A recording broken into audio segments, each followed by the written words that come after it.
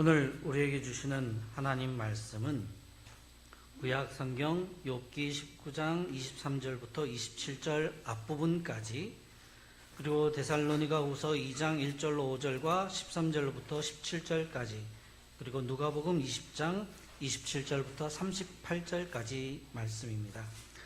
이 중에서 욥기 말씀과 누가복음 말씀은 제가 받들어 읽고, 데살로니가 후서 말씀은 여러분과 제가 함께 교독하도록 하겠습니다. 먼저 욥기 19장 23절부터 27절 앞부분까지 말씀을 제가 받들어 읽습니다.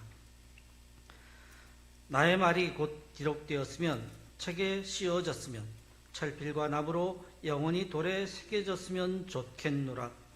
내가 알기에는 나의 대속자가 살아계시니 마침내 그가 땅 위에 서실 것이라. 내 가죽이 벗김을 당한 뒤에도 내가 육체 밖에서 하나님을 보리라. 내가 그를 보리니 내 눈으로 그를 보기를 낯선 사람처럼 하지 않을 것이라. 아멘. 데살로니가 후서 2장 1절과 5절, 그리고 13절부터 17절까지 말씀을 교독하겠습니다. 형제들아, 우리가 너희에게 구하는 것은 우리 주 예수 그리스도의 강림하심과 우리가 그 앞에 모임에 관하여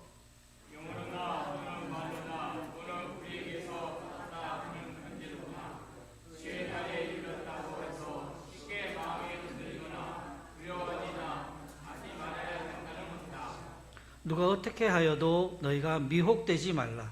먼저 배교하는 일이 있고 저 불법의 사람 곧 멸망의 아들이 나타나기 전에는 그날이 이르지 아니하리니, 그는 계획하는 자라 신이라고 불리는 모든 것과 수행을 받는 것들에 대하여 그의 자기를 높이고 하나님의 성전에 앉아 자기를 하나님이라고 일컫느니라. 내가 너희와 함께 있을 때에 이 일을 너희에게 말한 것을 기억하지 못하느냐. 13절입니다. 주께서 사랑하시는 형제들아, 우리가 항상 너희에게 관하여 마땅히 하나님께 감사하거든 하나님의 처음부터 너희를 택하사 성령의 거룩하게 하심과 진리의 믿음으로 구원을 받게 하심이라. 이를 위하여 우리의 복음으로 너희를 부르사 우리 주 예수 그리스도의 영광을 얻게 하려 하심이니라.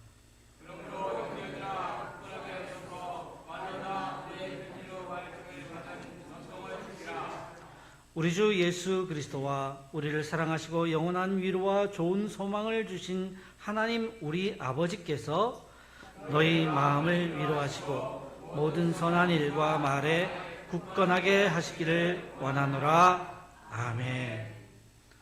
누가복음 20장 27절로 38절까지 말씀을 제가 받들어 읽겠습니다. 부활이 없다고 주장하는 사두개인 중 어떤 이들이 와서 물어 이르되, 선생님이여, 모세가 우리에게 써주기를 만일 어떤 사람의 형이 아내를 두고 자식이 없이 죽으면 그 동생이 그 아내를 취하여 형을 위하여 상속자를 세울지니라 하였나이다. 그런데 7형제가 있었는데 마지가 아내를 취하였다가 자식이 없이 죽고 그 둘째와 셋째가 그를 취하고 7이 다 그와 같이 자식이 없이 죽고 그 후에 여자도 죽었나이다. 7이 다 그를 아내로 취하였으니 부활 때 그 중에 누구의 아내가 되리이까?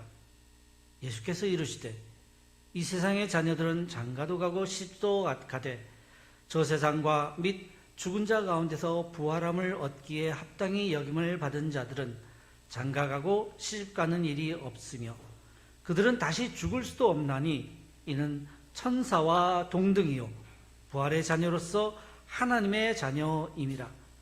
죽은 자가 살아난다는 것은 모세도 가시나무 떨기에 관한 글에서 주를 아브라함의 하나님이요 이삭의 하나님이요 야곱의 하나님이시라 칭하였나니, 하나님은 죽은 자의 하나님이 아니요 살아있는 자의 하나님이시라.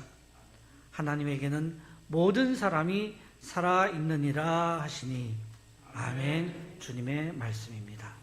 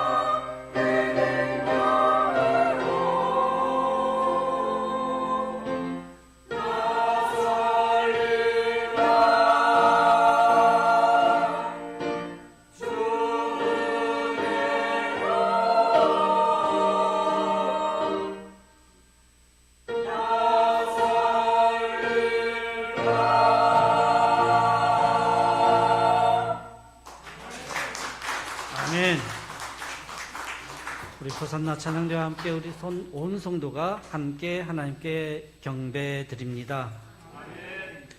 생활형 믿음? 아니, 믿음의 삶이라는 제목으로 함께 은혜를 나누겠는데요. 먼저 기도하겠습니다. 오 주님, 지금 저희들 마음 가운데 찾아와 주셔서 말씀하여 주시옵소서. 성령의 빛이 우리의 마음은 밝히시고 우리가 주의 말씀 듣고 깨달아 알며 행하게 도우시옵소서. 예수님의 이름으로 기도드립니다. 아멘. 성도 여러분, 오늘 우리는 믿음이라는 이 단어의 극명하게 다른 두 가지 모습을 함께 살펴보려고 합니다. 어느 시대건 믿음을 하나의 생활의 도구로 여기는 사람들이 있습니다. 건강이나 재물, 아니면 마음의 평안 같은 당장의 유익을 얻기 위한 도구로 신앙생활을 하는 것입니다. 이것을 저는 생활형 믿음이라 한번 이름 붙여 보았습니다. 그러나 성경이 가르치는 믿음은 이 생활형 믿음과는 전혀 다릅니다.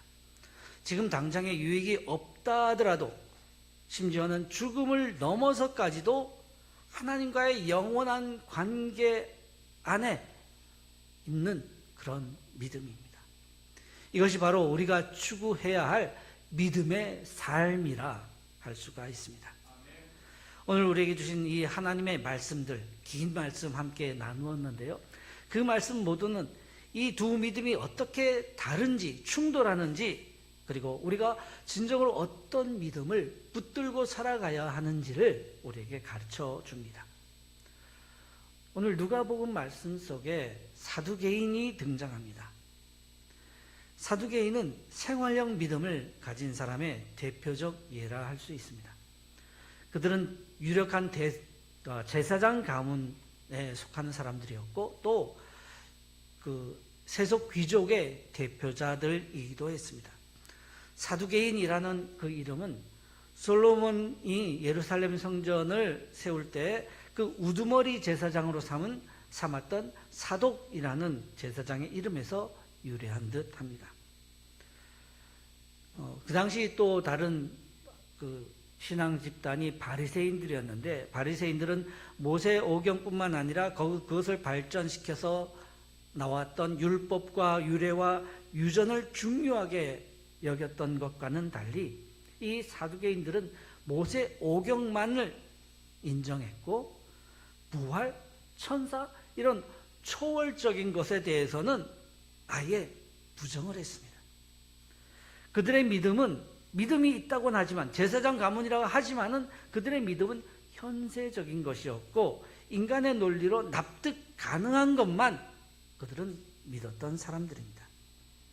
이 사람들은 원래 유대교 안에서도 바리새인들과 갈등하던 사람들이었는데 계속해서 바리새인들이 예수님께 찾아와서 시비를 걸었는데 다 실패한 겁니다. 그래서 예수 넘어뜨리는 일에는 우리가 한 마음이다 해서 이제 바리새인 대신에 사두개인이 나섰습니다. 예수님을 흠잡으려고 가져온 이야기는 7 형제와 한 아내의 이야기입니다. 그들은 스스로 부활을 믿지 않는 사람들이었는데 지금 그 부활을 가지고 지금 논쟁거리로 삼고 있습니다. 실제로 그들은 이 부활 신앙을 비웃기 위해서, 그리고 현재 결혼 제도라는 틀 안에서 그 틀 안에 부활의 영원한 진리를 가두려는 시도로 지금 문제 삼고 있는 겁니다. 그들은 죽음 이후의 삶에 대해서는 전혀 일말의 조금도 관심이 없던 사람들이었는데 오직 예수님의 말씀에 흠집을 내기 위해서, 그래서 예수님께 몰려드는 관심을 꺾어보려고 지금 예수님께 나왔습니다. 그들은 현실의 왕권과 가까웠고 제사장 가문이었고 그래서 기득권층이었습니다. 기득권층은 지켜야 할 게 많습니다. 신흥 유대교 집단으로 바리새인들이 활동하고 있어서 그들을 경계해야 했고 또 하나님을 아버지라 부르며 그 사람들에게 복음을 전하는 그 예수님께로 사람들이 많이 몰려드니 그 몰려든 것으로 인해서 자신들의 기득권을 위협하는 또 다른 도전 세력이 되는 것을 막아야 했습니다. 그래야 자신들의 풍요와 권력을 지킬 수 있기 때문입니다. 그래서 돌 하나로 새 2마리를 한번 잡아보자 가지고 온 주제가 부활입니다. 부활은 예수님께서도 말씀하셨을 뿐만 아니라 바리새인들도 믿고 따르는 진리였습니다. 그래서 이 문제 가지고 우리가 논쟁거리를 삼아서 예수님을 넘어뜨리면 예수님도 넘어지고 또 저 보기 싫은 바리새인도 함께 넘어질 거다 생각하며 부활을 주제로 예수님께 이야기를 한 겁니다. 구약 율법에 따르면 그 형제가 결혼을 하고 자녀 없이 죽으면 그 동생이 그 형수와 결혼을 해서 자녀를 낳아야 했습니다. 이게 왜냐? 재산 문제입니다.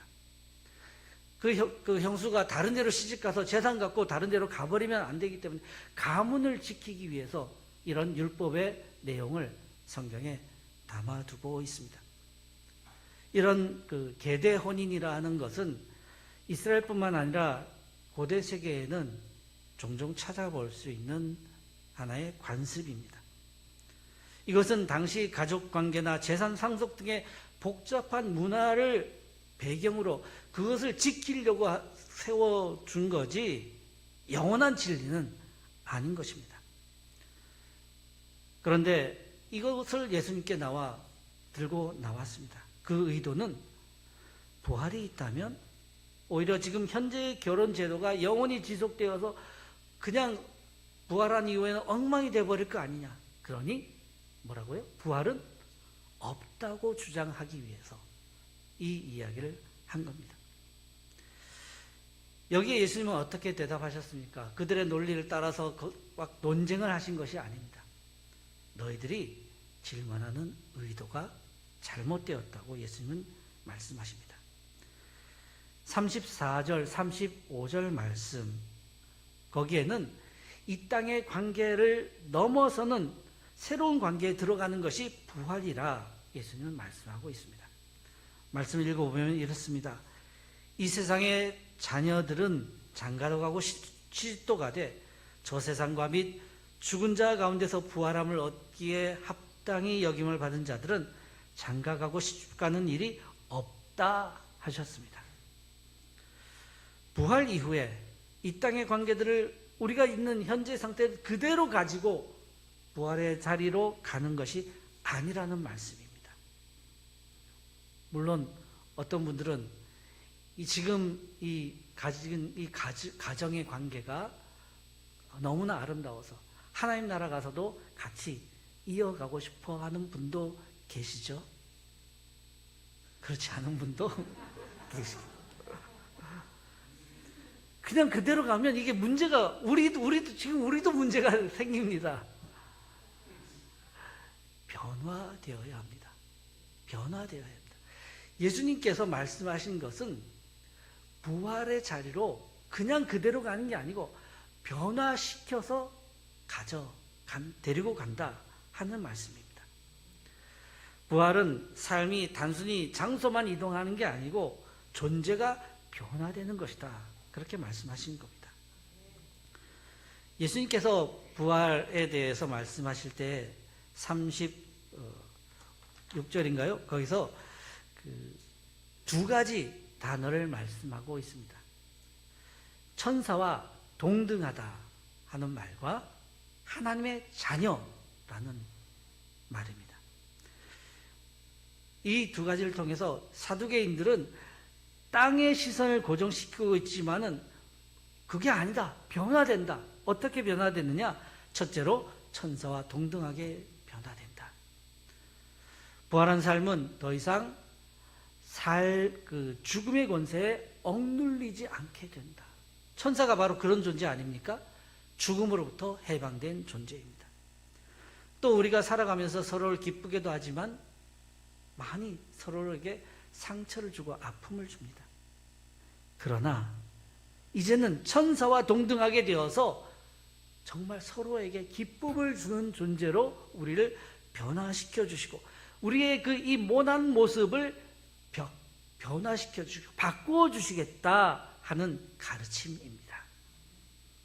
또 부활의 자녀로서 하나님의 자녀가 된다 하셨는데, 이 땅에서 우리가 자신과 다른 사람에게 집중되었던 우리의 시선이 하나님을 바라보는 존재로 바뀌게 된다.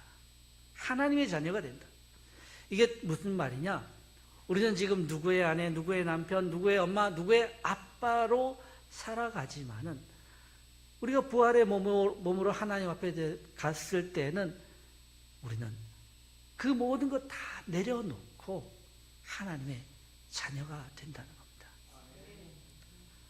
내 육신의 아버지도 육신의 어머니도 내 자녀도 모두가 다 하나님 앞에서 하나님의 자녀가 된다는 뜻입니다.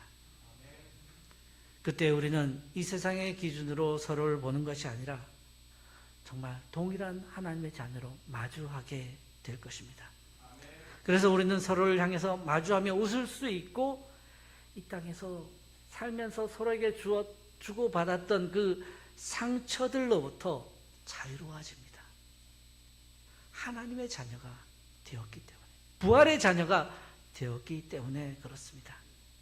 이것이 영화롭게 변화되어서 하나님 앞에 서게 되는 부활의 자녀의 모습입니다. 그러나 사두개인들은 여전히 땅에 시선을 두고 살아가 부활을 믿지 않았기에 예수님과 대면하여 그의 가르침을 들었지만은 결국 믿지 못하고 말았습니다. 지금 우리의 눈은 어디를 향하고 있습니까? 우리도 사두개인처럼 현실에 갇혀 눈앞의 유익만 따라가게 된다면 우리는 결국 예수님 반대편에 서고 맙니다. 하나님 나라를 외면하고 마는 것입니다. 사도 바울의 글에도 중요한 교훈이 있습니다. 거기에는 미혹에 넘어지는 자들에 대한 이야기가 있는데, 바울이 데살로니가 교회에 보내는 두 번째 편지에서 또 다른 형태의 생활형 믿음을 경고하고 있습니다. 바울은 잘못된 종말론을 믿으면서 현실을 제대로 보지 못하는 상황을 지적하고 있습니다. 데살로니가후서 2장 1절과 2절에 따르면 그들은 거짓된 가르침에 미혹되어서 종말이 임했다고 생각하거나 당장의 고난을 회피하기 위해서 진리를 외면했습니다. 영원한 구원의 약속이나 최후의 승리보다는 지금 당장 이 고통이 언제 끝날까 하는 현세적 안녕이 그들에게 더 중요했던 것입니다. 이런 생활형 믿음은 뿌리가 없습니다. 당장 눈에 보이는 유익이 사라지게 되면, 오히려 현실의 고난이 더 깊어지게 되면 미혹에 쉽게 넘어지고 흔들립니다. 이런 미혹은 오늘까지도 이어지고 있습니다. 가정 이단들이 거짓 메시아의 그 그림자 아래 사람들을 끌어모읍니다. 또 무속이 여전히 사회적 영향력을 발휘합니다. 이게 다 생활형 믿음에 미혹된 결과들입니다. 인간의 가장 강력한 이기심, 재물, 권력, 승진, 상대방에 대한 저주, 이런 것들을 자극하면서 눈앞의 이익을 약속합니다. 그들은 하나같이 사람들의 욕망과 불안을 자극합니다. 그래서 현세의 성공, 건강, 부귀, 권력을 약속하면서 사람들을 속이고 이용합니다. 그런 유명한 이단들의 그 우두머리들이 어떤 사람들입니까? 전도관의 박태선, 통일교의 문선명, 그리고 지금 한학자, JMS의 정명석, 하나님의 교회 세계복음 선교회라는 이름을 갖고 있는 죽은 안상홍과 그의 처 장길자, 신천지의 이만희, 너무나 많습니다. 뿐만 아니라 그들 이전에도 그런 사람들이 있었고 지금도 계속 그런 사람들이 사람들을 미혹하고 있고, 그들 밑으로 사람들이 모이는 것은 눈앞의 유익을 따라가기 따라가도록 하는 그 유혹에 넘어지기 때문입니다.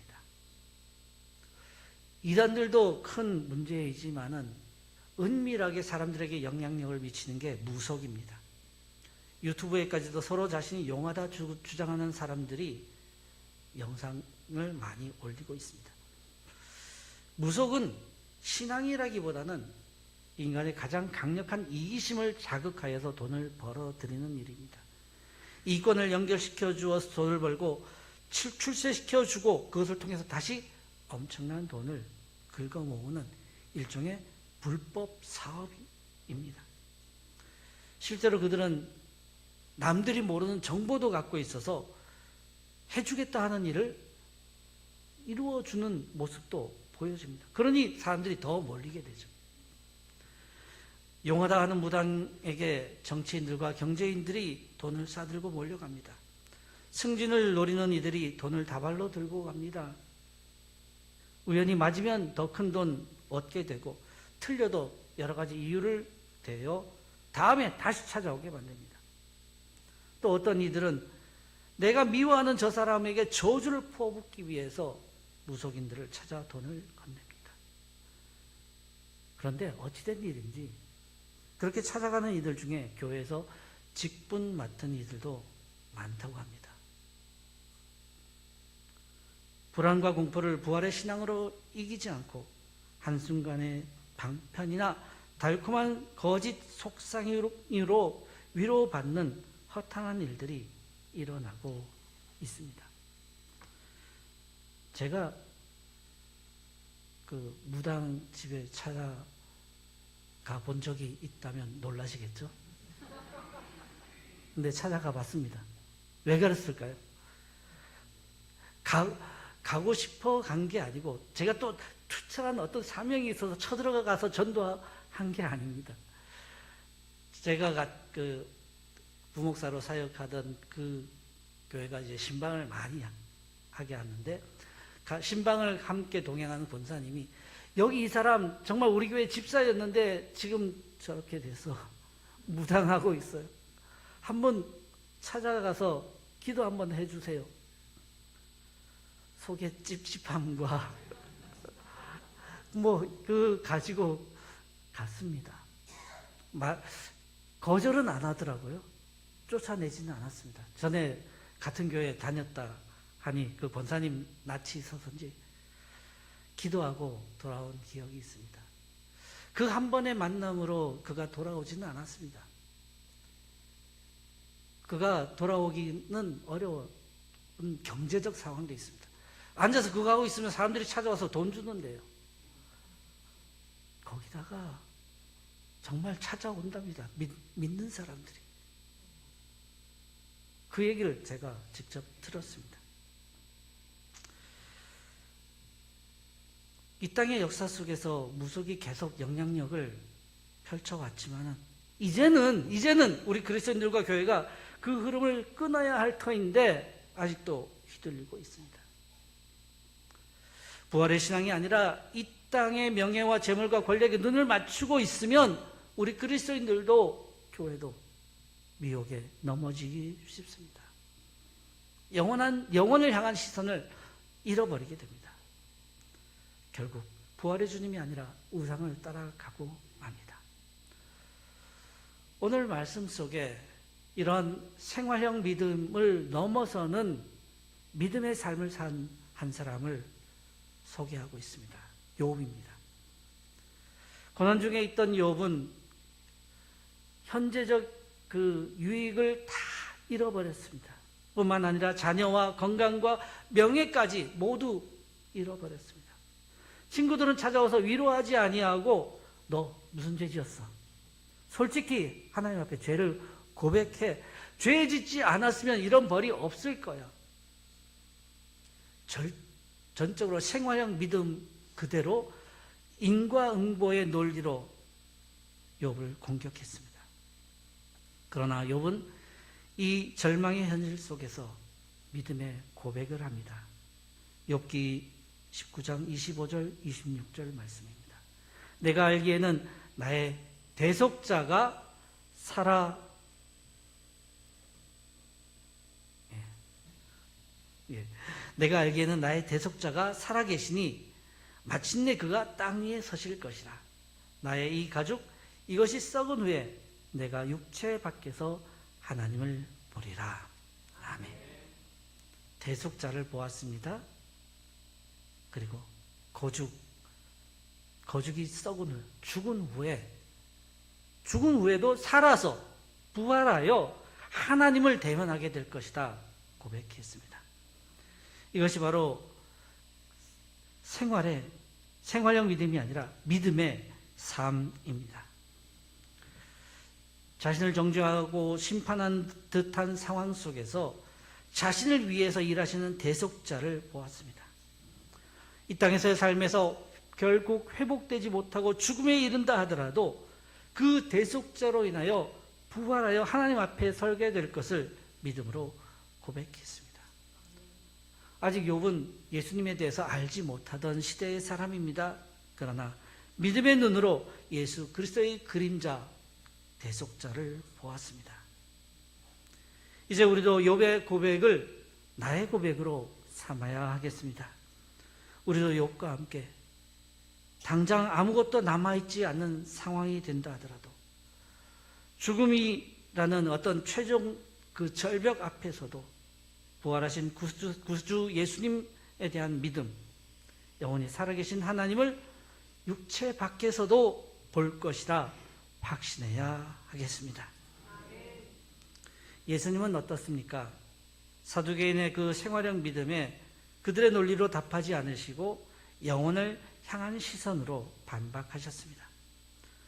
아브라함과 이삭, 야곱, 그들은 이 땅에서 방랑하며 살았고 결국 죽었습니다. 그러나 하나님께서는 모세에게 이렇게 말씀하십니다.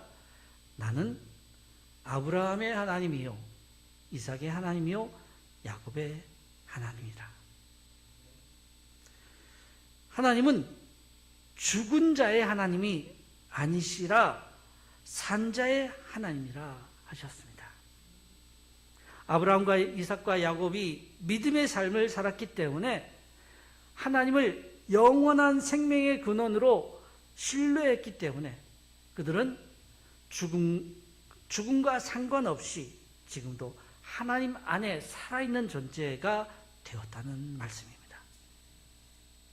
그들의 믿음은 죽음까지도 두려워하지 않는 영원한 신뢰였습니다. 이제 우리가 하나님을 아버지라 믿습니다. 그러니 우리는 자기 중심에서 하나님 중심으로 삶이 변화되어야 하겠습니다. 자기만 아는 자가 아니라 하나님의 자녀가 되어야 하겠습니다. 예수님을 구주로 믿는 이들은 세상의 자녀로 살지 않고 땅의 자녀가 아니라 부활의 자녀로 소망을 가지고 살아갑니다. 성령님의 인도하심을 받는 이들은 세상의 것 따라가지 아니하고 오히려 하나님의 공의와 사랑을 세상에 드러내는 빛의 사람으로 살아갑니다. 성도 여러분, 오늘 우리는 어떤 믿음을 붙들고 계십니까? 우리의 믿음이 단지 지금의 사업이 잘 되고 가족이 건강하고 마음 편하기 위한 그런 생활형 믿음에 머물러 있지는 않습니까? 만약 그렇다면 조금이라도 더 큰 고난이 닥치면 현실의 이익이 사라지면 우리는 넘어지게 됩니다. 그러니 욥처럼 아브라함처럼 또 예수님의 가르침을 따라 믿음의 삶을 살기로 결단합시다. 우리가 붙들어야 할 진리는 오직 그리스도의 부활이며 그분 안에서 우리는 영원히 사는 자임을 믿는 것입니다. 이 부활의 확신이 있다면 우리는 데살로니가 교인들에게 주신 말씀처럼 어떤 미혹에도 흔들리지 않고 굳건하게 서서 말로나 또 바울의 편지로 가르침을 받은 전통을 지키며 성경의 가르침을 지키며 주님 오시는 그날까지 흔들리지 않는 삶을 살게 될 것입니다. 이것이 믿음의 삶입니다. 생활형 믿음입니까? 믿음의 삶입니까? 지금 우리가 지금 여기를 위해 살고 있습니까? 아니면 영원한 하나님 나라를 향해 살아가고 있습니까? 하나님은 산자의 하나님이십니다. 영혼을 선택하신 여러분, 이미 하나님 안에서 살아있는 사람들입니다. 이 부활의 신앙으로 이 땅의 삶을 담대하게 살아내라고 오늘 주님은 우리에게 말씀하십니다. 기도드리겠습니다. 은혜와 사랑이 풍성하신 하나님 아버지, 하나님께서는 오늘 말씀을 통하여 부활의 신앙을 확인시켜 주시고 믿음의 삶으로 우리를 부르셨습니다. 이제 구하오니 주님, 저희의 시선을 이 땅에서 하늘로 향하게 하옵소서. 고난 속에서도 나의 대속자가 살아계심을 안다 고백했던 그 흔들리지 않는 욥의 믿음을 우리에게 허락하여 주시옵소서. 우리의 이름이 저 주님의 생명록에 영원히 기록된 부활의 자녀임을 확신하게 하옵소서. 세상 권력과 미혹이 우리를 흔들 때에도 오직 그리스도의 부활 위에 굳게 서서 우리의 말과 행실로 주님께 받은 진리를 지키며 전하게 하옵소서. 지금의 삶이 고되더라도 영혼을 향한 소망으로 이 땅의 삶을 담대하게 살아내도록 성령의 능력으로 충만케 하여 주시옵소서. 주 예수 그리스도의 이름으로 기도드립니다. 아멘.